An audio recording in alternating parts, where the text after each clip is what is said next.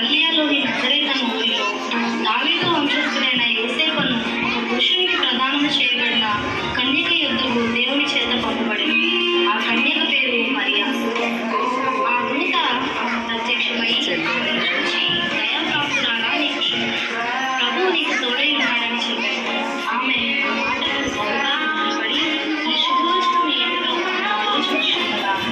దూత, మరియా, నీవు భయపడకు, దేవుని వలన నీకు పుట్టబోతున్నది. ఇదిగో, నీవు గర్భము ధరించి కుమారుని కని ఆయనకు యేసు అని పేరు పెట్టు.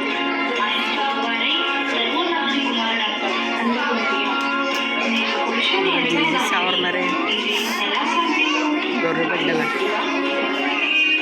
సర్వోన్నతుని శక్తి నిన్ను కమ్ముకొను కనుక పుట్టబోవు శిష్యుడు పరిశుద్ధుడైన దేవుని కుమారుడు అనబడును. యోసేపు నీతిమంతుడై ఉండి ఆమె అవమానపరచకు కలిసి ఏడనాలు ఉద్దేశించు ఇలాగే ఆలోచించను. దావీదు కుమారుడైన యోసేపు, నీ భార్య అయిన మరియను చేర్చుకొనుటకు భయపడకుము.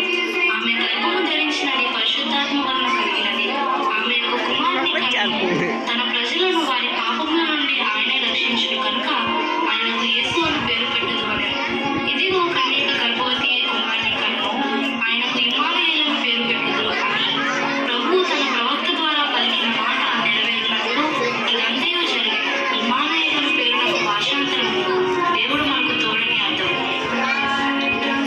యోసేపు నిద్ర మేలుకొని ప్రభువు దూత తనకు ఆజ్ఞాపించిన ప్రకారం చేసి తన భార్యను చేర్చుకొనెను. రాజైన హేరోదు దినముల యందు యూదయ దేశపు బెత్లెహేములో యేసు పుట్టిన పిమ్మట ఇదిగో, తూర్పు దేశపు జ్ఞానులు యెరూషలేమునకు వచ్చి,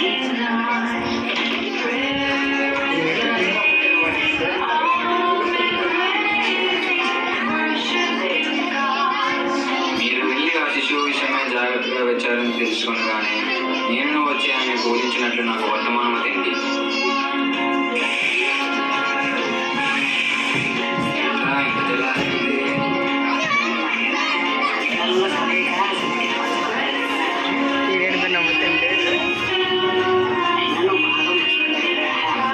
మరి ఏం చేస్తాం?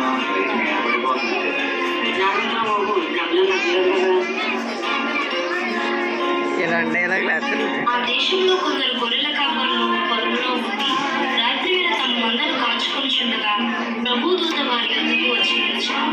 ప్రభువు మహిమ వారి చుట్టూ